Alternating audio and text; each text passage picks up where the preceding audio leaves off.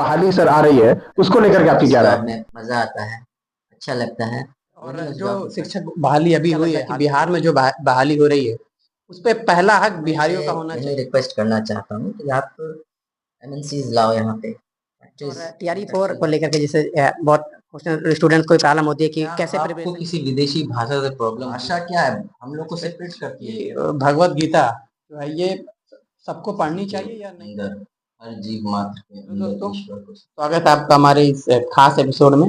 इसमें हमारे साथ एक सर मौजूद हैं, जिसपे हम इनसे कुछ चर्चा करेंगे बिहार की शिक्षा व्यवस्था के बारे में, और जो हमारे आसपास जो सामाजिक जो भी विषय है उस पे कुछ चर्चाएं होंगी।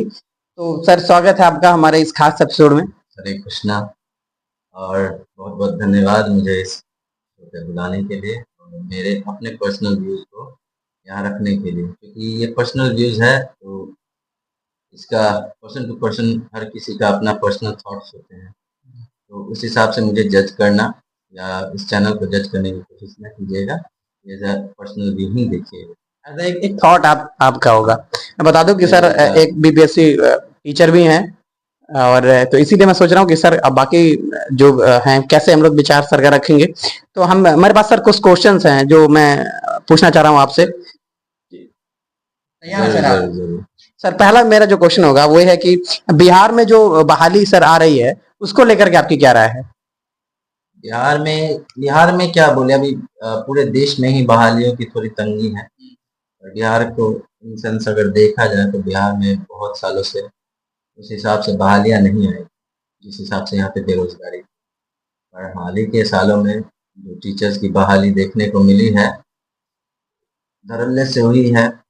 जाहिर सी बात है, जो एजुकेटेड टीचर्स हैं और बहुत सारे प्राइवेट स्कूल से जो टीचर्स आ रहे हैं, उन्होंने अपने स्कूल्स को, प्राइवेट स्कूल्स को छोड़ के यहाँ ज्वाइन किया है, तो ये अच्छी बात है, अच्छी पहल भी है सरकार की कि जो एजुकेटेड टीचर्स है, जो क्वालिफाइड, वेल क्वालिफाइड टीचर्स है, वो ही यहाँ पे ज्वाइन करें। अब बहालियों का होना ज़रूरी है, क्योंकि बेरोजगारी के हिसाब से बिहार तो बहुत पीछे है और पिछड़े राज्य के लिए आगे सोचने के लिए जी बहुत। सर, और मुद्दा इस पे भी बड़ा अच्छा है बिहार का, क्योंकि बाकी देखिए आप हमारा यूपी उत्तर प्रदेश की बात करें आप, तो वहाँ पे ऐसा कंडीशन अभी चल रहा है कि वहाँ पे स्कूल मर्जर हो रहे हैं। तो इसीलिए यहाँ पे बिहार में जो वैकेंसी आ रही है उसका बहुत बड़ा महत्व हो जाता है अपने आप में भी।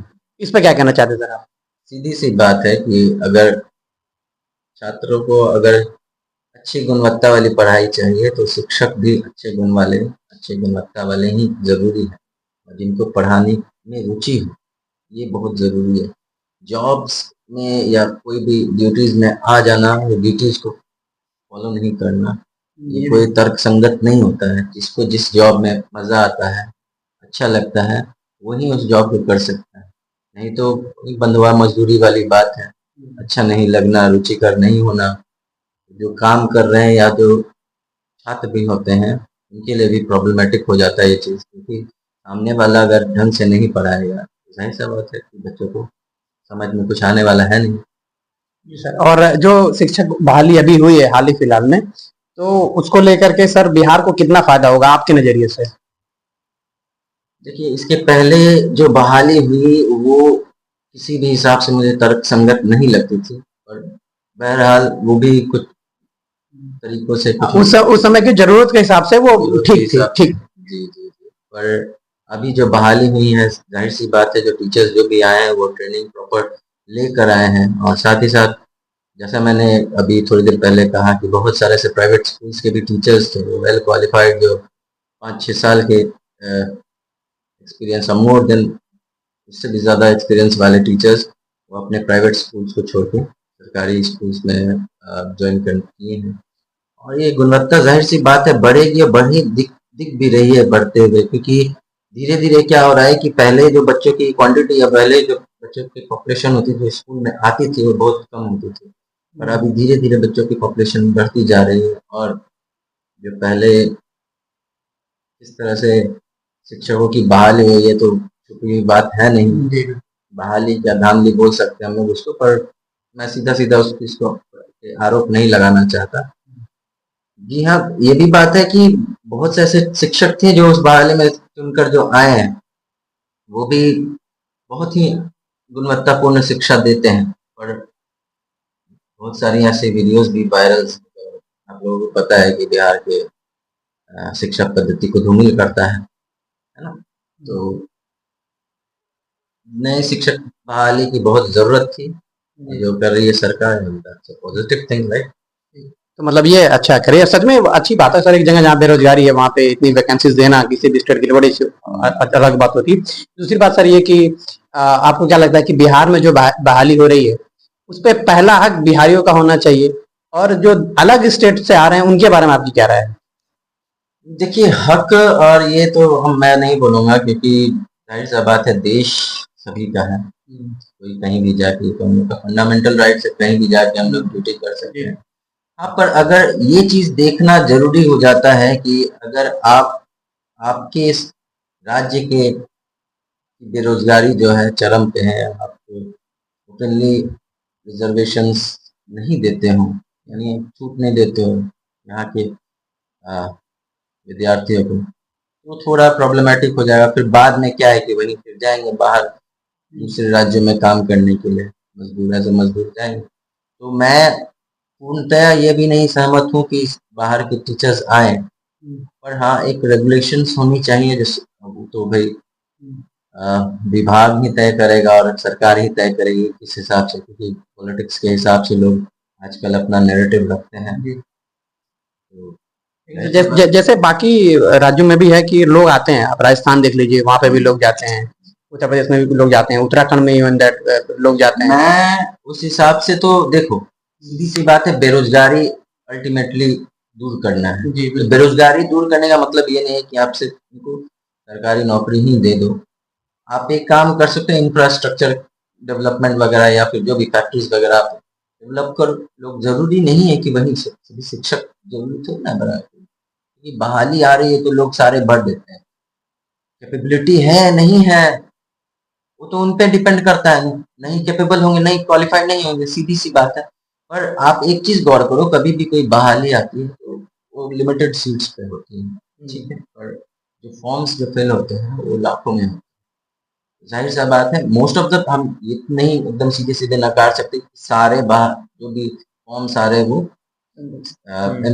अनएम्प्लॉयड ही है, ठीक है। मोस्ट ऑफ द ऐसे बहुत सारे ऐसे भी हैं कि जो पहले से कहीं काम कर रहे होते हो, जॉब कर रहे होते हो, तो वो उस जॉब से या उस ड्यूटी से अनसेटिस्फाइड होते हैं, तो अपना कहने का मतलब सर, जहाँ तक मैं समझ पा रहा हूँ आप ये कहना चाह रहे हैं कि मैं ये नहीं कह रहा हूँ कि एकदम बिल्कुल आप मत एंट्री कराइए, लेकिन उसके कुछ रूल रेगुलेशन अच्छे से होने चाहिए कि कुछ परसेंटेज इनके पास हो और बाकी मैं क्या कहना चाह रहा है कि आप सरकारी नौकरी पर ही क्यों देख रहे हो, सिर्फ सरकारी नौकरी ही सिर्फ जॉब नहीं ना है, इससे अच्छे सैलरीज पैकेजेस जो है आपको प्राइवेट जॉब्स में मिल जाते हैं, ठीक है, फाउंडेशन भी उतने नहीं है। हाँ, तो बेसिकली मैं यही कहना चाह रहा था कि जो प्राइवेट नौकरीज वगैरह है, प्राइवेट नौकरियों में क्या होता है कि प्रॉपर बाउंडेशन तो होता ही है, जैसे सरकारी नौकरियों में बाउंडेशन है, थोड़ा खुला मिलता है जगह, लेकिन क्या है कि वहाँ पे वर्क फ्रॉम होम की भी ऑप्शन है। इवन अभी बहुत सारे कंपनीज जो है वर्क फ्रॉम होम प्रोवाइड करती हैं, पैकेजेस यानी सैलरीज भी अच्छी देती हैं। ये चीज भ्रांति बना लेना, ये चीज सिर्फ सोच लेना कि हाँ सिर्फ सरकारी नौकरी ही नौकरी है, बहुत पहले से ही भ्रांति चला आ रहा है, ठीक है। आजकल तो बहुत सारे ऐसे सरकारी जॉब्स हैं जिसमें सैलरीज उतनी होती नहीं है, तो आप फ्यूचर कैसे बनाओगे, क्योंकि जिस हिसाब से इन्फ्लेशन बढ़ रहा है, जिस हिसाब से महंगाई बढ़ रही है, तो आप टेक ओवर तो नहीं कर पाओगे। हाँ, 8 पे कमीशन के हिसाब से थोड़ी इनकम बढ़ेगी हर एम्प्लॉयज़ का, पर वो तो आगे आने वाली सालों में पता चलेगा कि क्या कितना बढ़ रहा है, ठीक है, क्योंकि सिर्फ सैलरीज नहीं बढ़ेगी, साथ ही साथ इन्फ्लेशन भी तो बढ़ रहा है ना। तो यही बात मेरा कहना है कि आप टोटली फोकस मत करो सीधा सीधी सा। मैं गवर्नमेंट से यही रिक्वेस्ट करना चाहता हूँ कि आप एमएनसीज लाओ यहाँ पे, फैक्ट्रीज, मैन्युफैक्चरिंग हब बनाओ यार। नहीं होता है, वो जगह नहीं मिलता है, तो आप फार्म के हिसाब से, यानी फार्मलैंड्स के हिसाब से, आप उस हिसाब से इसको डेवलप करो। बिहार में अभी देख ही रहे हो किस तरह से पैडी प्लांट्स लगा दिए गए हैं, लेकिन बारिश हो नहीं रहा, प्रॉपर वे में मिल नहीं रहा, नहरों में पानी आ गया लेकिन प्रॉपर पैसेजेस नहीं मिल पा रहा है नदी नहरों से पानी पहुंचाने का। तो आप अब ठीक है, एग्रीकल्चरल हब ही बनाओ, लेकिन मतलब कुछ और सोर्स डेवलप करे, कहने का मतलब सीधा सा बात है, एक भ्रांति हमेशा नहीं रखना है कि सिर्फ सरकारी जॉब। ये सब कुछ। एग्रीकल्चरल में भी अगर एग्रीकल्चरल माइंडसेट के साथ भी अगर प्रॉपर वे में अगर आप डेवलप करो तो एग्रीकल्चर में भी बहुत है अच्छा किया जा सकता कमाई है। सर अगला सवाल ये था कि जो TRE 4 की वैकेंसी या बहाली आ रही है, उसको लेकर के क्या सुधार होना चाहिए आपके हिसाब से? TRE 4 की बहाली के हिसाब से तो ठीक है, सरकार ला रही है और इसमें कोई जाहिर जाहिर सा बात ये है कि कुछ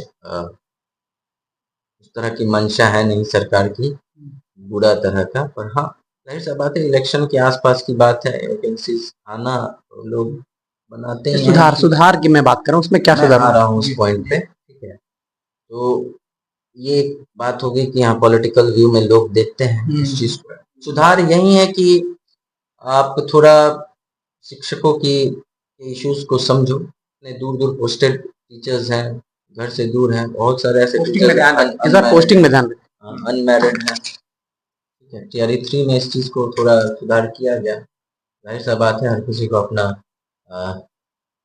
डिजायर्ड प्लेस मिल नहीं सकता है, लेकिन आप उस हिसाब से तो रख सकते हो कि हाँ शिक्षक अपने घर पे जा सके। रही बात TRE 4 में और क्या सुधार लाया जा सकता है, तो ट्रांसपेरेंसी लाइए आप। किस हिसाब से ट्रांसपेरेंसी की आप किस किस बेसिस पे, या जो अदर स्टेट्स के भी लोग हैं किस क्या अकॉर्डिंग में आ रहे हैं क्या नहीं आ रहे हैं, है ना। तो इस बारे में और उतना कुछ है खास नहीं है इम्पोर्टेंट हमको लगता है, क्योंकि ये वैकेंसी है यहाँ पे तो अदर वैकेंसीज के तरह ही होते हैं। और और TRE 4 को लेकर के जैसे बहुत स्टूडेंट्स को प्रॉब्लम होती है कि कैसे प्रिपरेशन किया जाए, क्योंकि बहुत लोग हैं जो 1 में नहीं हो पाए, 2 में नहीं हो पाए, 3 नहीं हो पाए, 4 में उनको आप क्या कहना चाहिए, क्या सजेशन देना चाहेंगे TRE 4 को लेकर? देखिए मैं तो प्राइमरी लेवल और मिडिल क्लास हाई स्कूल के बारे में प्रॉपर वे में बता नहीं सकता हूँ, लेकिन मैं क्योंकि इंटर स्कूल का शिक्षक हूँ, तो मैं एक प्रॉपर वे नहीं तो एक अगर आप इस चीज़ को फॉलो कीजिएगा तो शायद आप क्वालिफाई कर जाओ। बेसिक जो GK GS होता है वो तो सभी प्रिपरेशन कर ही रहे हैं। GK GS को लोग सब थोड़ा कम समझ बैठते हैं, बट वो भी वेटेज रखता है इस एग्जाम में। 5-6 मार्क्स से अप डाउन भाई वो भी करा देता है। ऐसा बहुत हलवा नहीं दे रहा अभी PSC का हाँ। पेपर आप देखें तो 40 मार्क्स का पेपर होता है तो आप उसको अच्छे मार्क्स से क्वालिफाई करो। रही बात 80 मार्क्स में 80 मार्क्स में जो आपका जो सब्जेक्टिव है वो प्रिपेयर करो आप। NCERT का जो 11th 12th, मैं 11th 12th का हूँ तो 11th 12th का ही सजेस्ट करूँगा। बिल्कुल उसी हिसाब से बताएं। तो आप NCERT को पूरी तरह से, क्योंकि आप भाई PG लेवल के टीचर हो, यानी PG आपने कर रखा है, तो आपके लिए 11th 12th कुछ उतना टफ नहीं होना चाहिए। तो 11th 12th के NCERT को पूरी तरह से आप किस सब्जेक्ट की बात कर रहे हैं, उसमें भी बता दें। मैं तो जूलॉजी से हूँ, पर ऐसा मेरे को लगता है कि सभी सब्जेक्ट्स में सेम पैटर्न ही फॉलो होगा। प्राइमरी वगैरह के लिए मैं ये सजेस्ट नहीं करूँगा, उसके लिए भी क्वेश्चंस कहीं से भी आ सकते हैं, क्योंकि वो तो एक तरह से जनरल कॉम्पिटिशन्स की तरह ही क्वेश्चंस आते हैं। हाँ उसका लेवल जो होता है थोड़ा उस हिसाब से नहीं होता है, मॉडरेट रहता है। कुछ क्वेश्चंस ऐसे होते हैं यार से भी रहते हैं, पर मैं उस पेपर को दिया नहीं तो मैं एग्जैक्टली बता नहीं। हाँ उसका आइडिया नहीं है तो सर ये उसके बाद आप 11 12 आप बता रहे हैं कि मतलब उसके लिए आप NCERT कंप्लीट कर लीजिए, तो फिर उसके बाद प्रीवियस ईयर वे भी लगाने जरूरी है या कोई दिक्कत? कितने साल हुए हैं जो TRE 4 की या TRE जो वैकेंसीज आई कितने साल? 3 तो आया है। 3 है। लगा लो, आपकी इच्छा, नहीं भी लगा सकते हो। मतलब आपको लगाने का मतलब ये सेट्स लगाने का मतलब आपको पैटर्न समझ में आएगा किस प्रकार का क्वेश्चन पूछा है। आप सेट बना के आप मल्टीपल क्वेश्चंस जान सकते हो, ये तो पॉसिबिलिटी नहीं है, क्योंकि 3 ही पेपर्स हुए हैं अभी तक, ठीक है। तो 3 पेपर में आप ये डिसाइड नहीं कर सकते कि इन्हीं 3 पेपर्स में से आएगा, क्योंकि अभी बहुत सारे क्वेश्चंस बचे हुए हैं। तो आप एज अ पैटर्न समझने के लिए आप इस चीज को देख सकते हैं। सर अगला सवाल है कि बिहार की शिक्षा व्यवस्था, पहले की शिक्षा व्यवस्था में और आज की शिक्षा व्यवस्था में आपको क्या अंतर लिखता है और क्या सजेशंस देना चाहते हैं आप अपने हिसाब से? मेरे हिसाब से तो बहुत बहुत अंतर है, ठीक है। पहले किस हिसाब से बहाली हुई है ये कुछ छुपी हुई नहीं है, सभी को पता है। जैसे ब्लॉक लेवल्स पे बहाली हुई है। मैं कोई दोष नहीं लगा रहा हूँ, सीधी सी बात बता रहा हूँ कि आप एक बच्चों को पढ़ा रहे हैं, मतलब आप अपने भविष्य को सुधारने की कोशिश कर रहे हैं, भविष्य को के साथ आप खिलवाड़ कर रहे हैं वैसे शिक्षकों को बहाल करकर जो एलिजिबल नहीं है। ठीक है, बहुत सारे ऐसे वीडियोस वगैरह आप लोग भी देखे होंगे, नटूरे फटूरे, छुपा हुआ है नहीं। इवन बहुत लोग फेब्रुअरी लिखने नहीं आता है, फेब्रुअरी मैं तो बोल दे रहा हूँ तो बोल भी नहीं पाएंगे, सीधी सी बात है। तो मैं किसी को बड़ा बुला नहीं, भला बुरा नहीं कह रहा, सीधा सा बात है कि जो जिसको काम जो साज है उसी को करना ही चाहिए। आप सिर्फ जॉब पाने के लिए, पैसे कमाने के लिए वैकेंसीज दिखे आप, और जाहिर सा बात है इसमें धांधली तो हुई ही होगी, है ना। अधिकारी लेवल पे भी कुछ कुछ चढ़ावा चढ़ा ही होगा, इसमें कोई दो राय नहीं। नहीं तो कैसे कोई, आप एग्जाम ले रहे हो, प्रॉपर एग्जाम हुआ था कि नहीं हुआ था हमको एग्जैक्ट पता नहीं है। मुझे जहाँ तक पता है सर, शायद एग्जाम नहीं हुआ था उस समय। एग्जाम्स एचएम जो होते थे उनका हुआ था। बीटेट के थ्रू मुझे जहाँ तक पता है, बीटेट के थ्रू टेट हुआ था। तो टेट हुआ था तो लेवल हुआ होगा ना कुछ तो, बट अब उस हिसाब से क्या कैसे वैकेंसीज फिल हुए मुझे ये नहीं पता। हाँ, पर ये चीज बहुत अच्छी है कि जो सक्षमता करा ले रही है, बहुत जरूरी थी। पर सक्षमता भी अभी सुनने में आ ही रहा है कि किस हिसाब से लोग पास कर रहे हैं। हाँ। और उसमें भी सर पुराने में भी बहुत अच्छे अच्छे टीचर भी हैं। और आज ऐसा जी सर, इसके बारे में बताइए कि हाँ कुछ अच्छे टीचर भी हैं, वो भी बहुत अच्छा काम। सीधा सीधा एक बात समझ लीजिए कि जो पुराने शिक्षक हैं, मैं सभी को उस तरह से नहीं बोल रहा हूँ, इवन मेरी बात से पुराने शिक्षक भी सहमत होंगे कि बहुत से ऐसे शिक्षक हैं जो सिर्फ सीट गर्म करने के लिए आते हैं। ठीक है, सीधी सी बात है, उनको पढ़ाने से कोई मतलब नहीं। विभाग की भी थोड़ी मोड़ी गलती है, क्योंकि एक स्कूल सिर्फ टीचर्स से ही नहीं चलता है, टीचर्स और छात्र से ही नहीं चलता है। स्कूल्स में इंफ्रास्ट्रक्चर के साथ साथ नॉन टीचिंग स्टाफ भी होना बहुत जरूरी है। आप शिक्षक को क्लर्क बना दो दिए, ये डेटा नहीं आया, ये अपलोड नहीं हुआ, तो मतलब शिक्षक सिर्फ वही करता रहे और उसके बाद आप गुणवत्तापूर्ण शिक्षक की बात करते हो, ये तो किसी हिसाब से तर्क संगत लगता ही नहीं है कि आप एक जगह इंडल्ज कर दिए टीचर्स को और उसके बाद बोल रहे हो कि नहीं आप पढ़ाओगे। टीचर्स है भाई, मशीन थोड़ी ना है, हम लोग थकते हैं।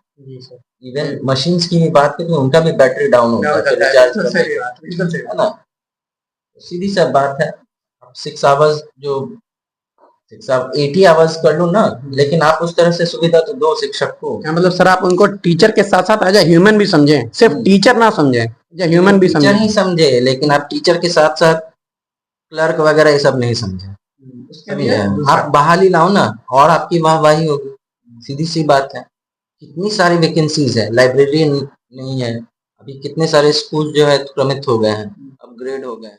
तो सरकार उस हिसाब से अपने बजट के हिसाब से हाँ ध्यान दे। तो सरकार, स्कूल क्या है कि एक पर्टिकुलर टीचर से नहीं चलता है, छात्रों से नहीं चलता है, आपको प्रॉपर एक मैनेजमेंट तैयार करना पड़ता है तभी स्कूल चलता है। प्राइवेट स्कूल से ही आइडिया अगर ले रहे हो, अच्छे साउथ के ही टीचर स्कूल से, तमिलनाडु का रूल फॉलो कर रहे हो, या जो भी चाह रहे हो कि इंटरनेशनल माइंडसेट हो या इंटरनेशनल तबके का पढ़ाई हो, तो भाई आपको उस तरह का मैन्युफैक्चर क्या बोलते हैं उसको, सुविधाएं भी तो देनी होंगी ना। तो बस यही धीरे धीरे इंफ्रास्ट्रक्चर डेवलपमेंट हो रहा है, बहुत जगह पे बिल्डिंग्स वगैरह बन चुका है, अच्छा खासा, ठीक है। तो विकास हो रही है, पर वो विकास की गति थोड़ी धीमे। एक क्वेश्चन था मेरे दिमाग में सर कि ये जो टीचर्स की ट्रेनिंग भी कराई जाती है विभाग के द्वारा, उस ट्रेनिंग के बारे में आपका क्या विचार है कि इस ट्रेनिंग को और किस तरह से अच्छा बनाया जा सकता है? इसकी जरूरत है कि नहीं, पहले ये बताया सर आप। बेसिकली ट्रेनिंग तो हर जगह पे जरूरी होता है, क्योंकि आप अगर कुछ नई पद्धतियां अगर लाना चाह रहे हो तो ट्रेनिंग हो, लेकिन आप ट्रेनिंग में करा क्या रहे हो, ये मेन मायने रखता है। क्या वो ट्रेनिंग, जो टीचर ट्रेनिंग करने के लिए आए हैं, क्या उसके लिए फायदेमंद है, या ये भी तो ट्रेनिंग करके आया ना, टीचर आया बीएड करके आया है, तो जाहिर सा बात है कि वो ट्रेनिंग करके ही आया है। तो आप किस प्रकार की ट्रेनिंग करवा रहे हो, कुछ नया, अगर मान लो डिजिटाइज्ड होना है, स्मार्ट बोर्ड वगैरह इन सब चीज का ट्रेनिंग करा रहे हैं, तो आप डेवलप करो उस चीज की ट्रेनिंग, स्किल ट्रेनिंग करो टीचर्स का, और इन सभी ट्रेनिंग का तो वेस्टेज ऑफ टाइम ही लगता है फिलहाल तो। अब आगे क्या है क्या नहीं, क्योंकि हाँ सोचना है एक सर्टिफिकेशन मिल जाता है टीचर को, टीचर भी सेटिस्फाई होते हैं, विभाग भी सेटिस्फाइड हो जाता है। और वो क्या रहा है ये तो सभी को पता है। डिपार्टमेंट को थोड़ा सा इस पे सोचने की जरूरत है सर आपके साथ। भाई वो लोग सर्वे सर्वा है, वो लोग जो चाहेंगे करेंगे।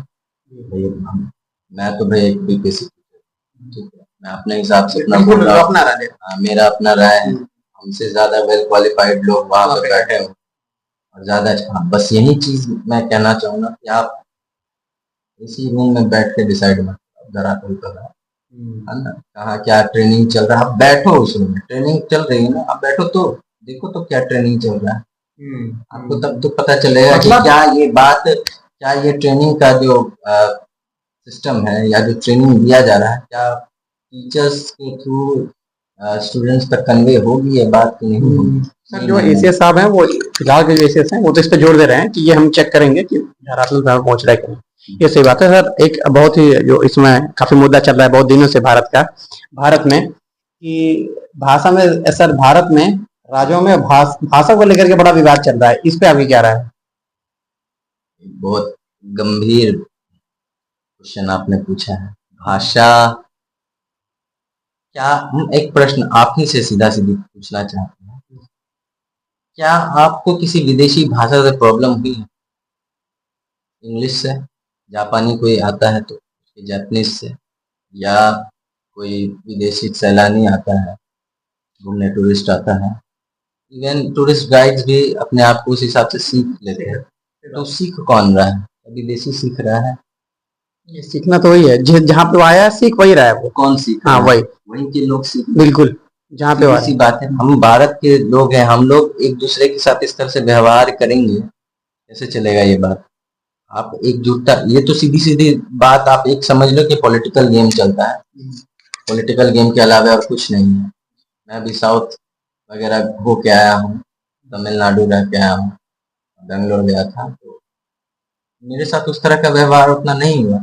लेकिन हाँ, पॉलिटिकली लोग आजकल पता नहीं क्यों इतना डिविएट हो जाते हैं और अपने आप को माइंड वॉश करवा लेते हैं। भाई इंसान है ना, इंसान क्या, जीव मात्र, हर जीव में ईश्वर है, सामने वाले के अंदर ईश्वर समझोगे तो आप कभी भी उसके साथ छल करोगे? अच्छा करके तो देखो। भाषा या जो भी धर्म की बात हो गई, मान लीजिए, ये भाषा क्या है, हम लोग को सेपरेट करती है क्या?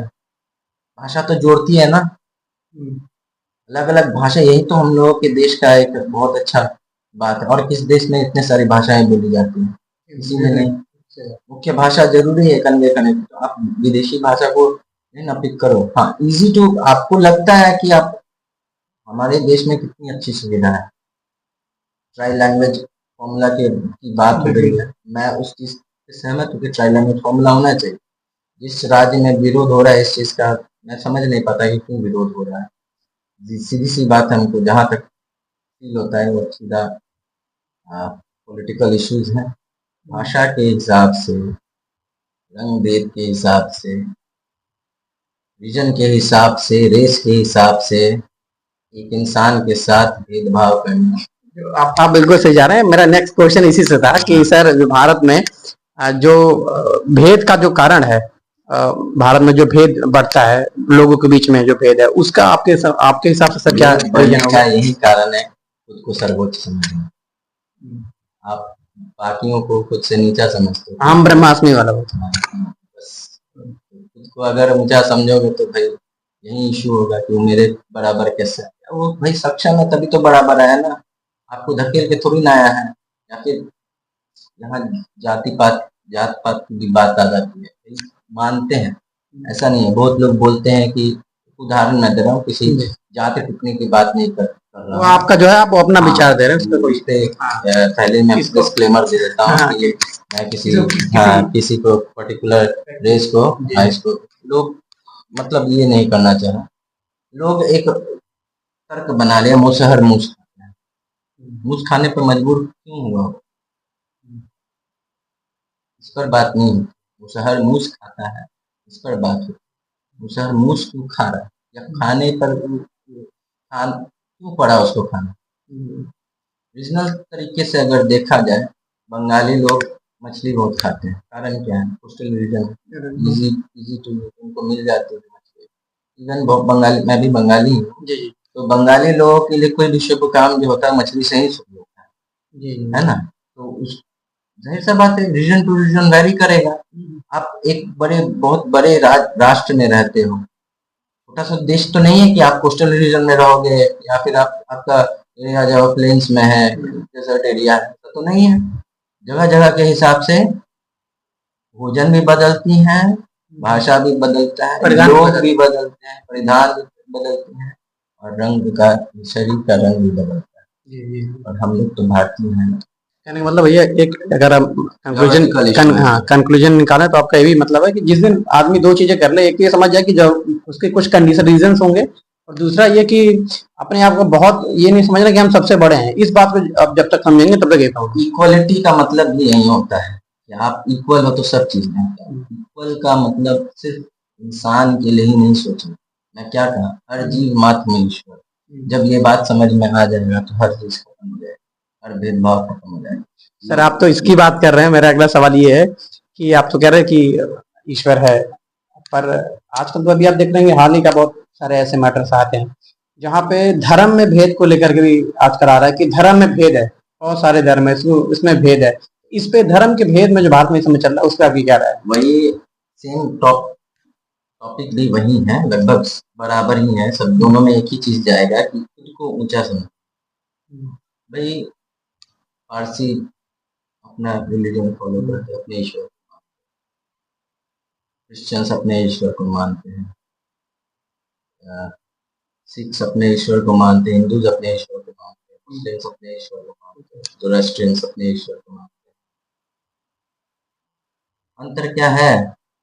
आप मिर्च को यहाँ मिर्च बोलते हो, बंगाल में लौंका कहा जाता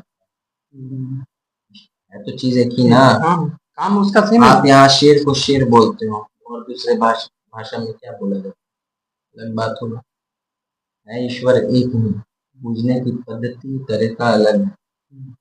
कहने का मतलब धर्म हमें ईश्वर में बांटना है, ईश्वरों को बांटना नहीं सिखाता, लोगों को बांटना नहीं सिखाता। धर्म जीने की पद्धति,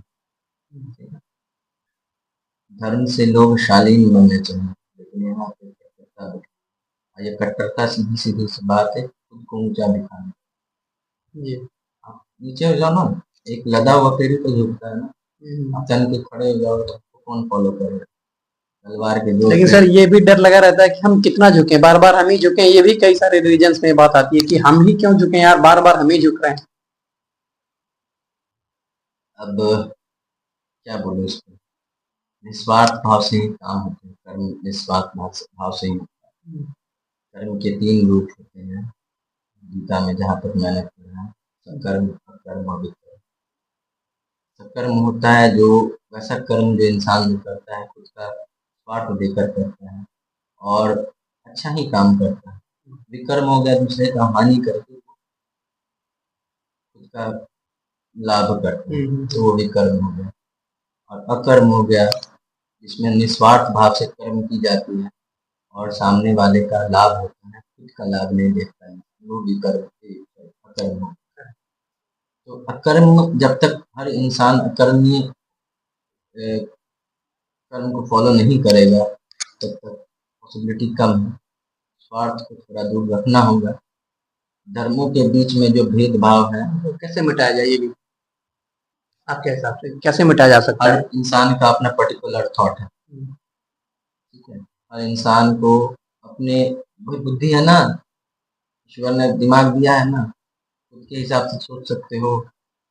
पढ़े लिखे हो, नहीं पढ़ रहे हो तब भी कुछ तो दिमाग होगा ना कि सामने वाला में जान है, रूह है ना। तो हानि करना उसका किस तरह से तर्क संगत है। कोई भी किताब अगर इस तरह की बात सिखाती है तो सीधा सीधी बात है, वो फॉलो करने लायक है नहीं। लोग फॉलो करते हैं, ठीक है, लेकिन आप उस चीज को मॉडिफाई करो ना। मॉडिफिकेशंस बहुत जगह आती हैं, मैं सीधा सीधा उसको बदलने नहीं कह रहा हूँ, मॉडिफिकेशन करने को कह रहा हूँ। मॉडिफाई करो अपने में। इंसान खुद में मॉडिफाई नहीं करता है, करता है मैं भी बहुत पहले ये था, नास्तिक की तरह, लेकिन अब जैसे जैसे नास्तिक क्यों बना ये भी समझने वाली बात।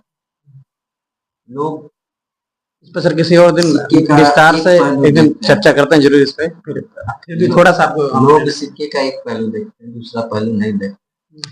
आप वैसी बातों पर टिप्पणी करना बंद कर दो जो आपके एक्सपर्टीज में नहीं है।